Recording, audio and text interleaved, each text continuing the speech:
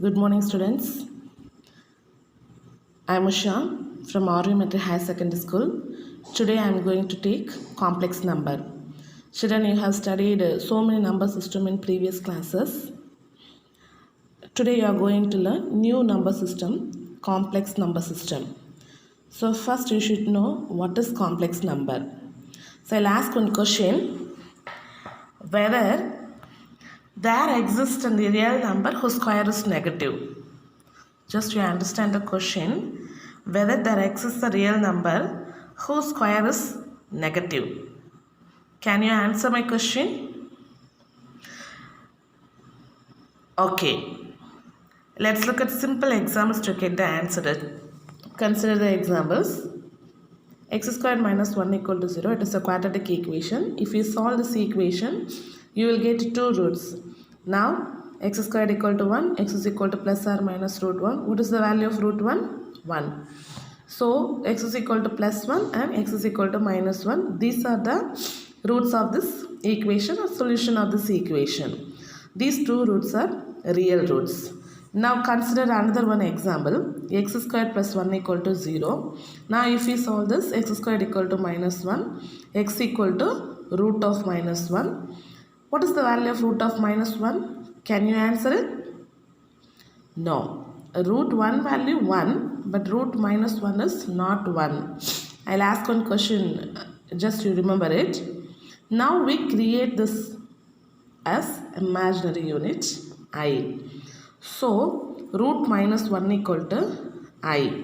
So, if we collect this kind of numbers, if we put it in one number system, that is called a complex number system.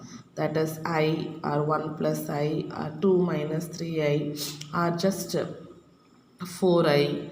So, all these numbers are called complex numbers. Generally, complex numbers form x plus iy. So if we collect all these numbers, if we put it in one number system, that is called a complex number. So from this example, when we square a number, it is not possible to get a negative number. Just to understand, when we square a number, it is not possible to get a negative real number. So this is just a basic concept. Just you understand what is complex number. Now I am going to explain some powers of imaginary unit I. So now what is the value of root minus 1? I. So I power 0, anything power 0, 1, I power 1, 1. The value of I squared is minus 1. So from this, if we square on both sides, you will get I squared. I squared value is minus 1. Now find I cube. I squared into I. The value of I squared already you know. So minus 1 into I. So I cube value is minus I. Now I power 4. I squared into I squared. We can write it as I squared into I squared. We can write I cube into I also. I cube value minus I. Again I, if we put, we'll get 1. So here easily we can write I squared value minus 1. So minus into minus plus. So the value of I power 4, 1. So we can get I power 4, I power 5, even I power 1000, I power lakhs. Any number we can find the imaginary powers of imaginary unit. Just these are the 4 basic formulas. Just you memorize it. I power 1 value I squared value minus 1, and I power 3 value minus I power 4, 1. Similarly, inverse of I squared, inverse of I cube, inverse of I power 4.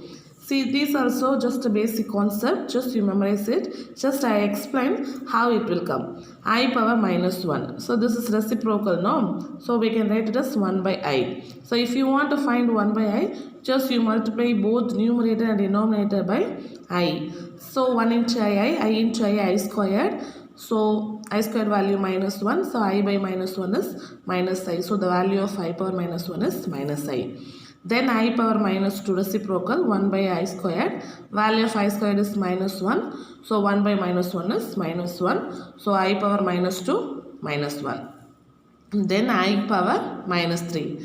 1 by I cube. Already you know the value I cube minus I. Again just you multiply numerator and denominator by I, because this is not a standard form, no. So I by minus I squared, again the value of I squared is minus 1. Now if we substitute I squared value minus 1, so you will get I power minus 3 value I, and I power minus 4, 1 by I power 4, value of I power 4 is 1, so 1 by 1 1, therefore I power minus 4 is 1.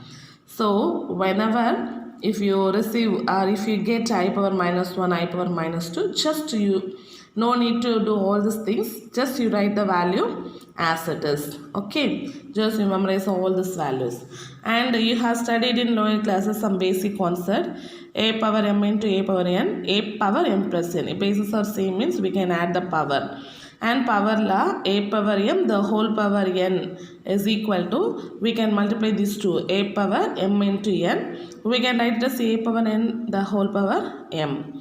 And sum of first n natural numbers formula, 10th standard you have studied, n into n plus 1 by 2. For any integer n, these are the formulas we are going to use in this exercise, that's why I just recall all this formula.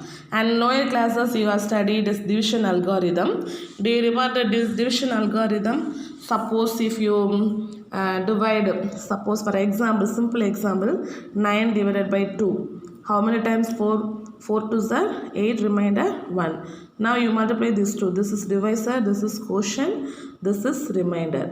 Division algorithm is dividend is equal to divisor into quotient plus remainder. So this is division algorithm. Now for any integer n, using division algorithm, this n can be written as n equal to 4q plus k. This is quotient, this is remainder. We have to write multiples of 4. Okay, so where k and q are integers. See, I power n. So what is the n? N equal to 4 times of quotient plus k. Whatever number it comes, we have to write like this.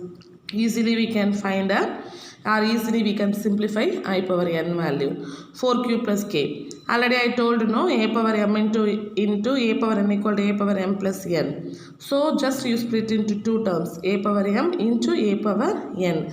Again using the second concept, a power m the whole power n. We can write it as I power q the whole power 4, but we know the value I power 4. Q is unknown, no? So that's why we are writing I power 4 to the power q into I power k. So in I power 4 value 1 power anything 1. So the value is I power k. So just this is basic concept. And we'll see examples.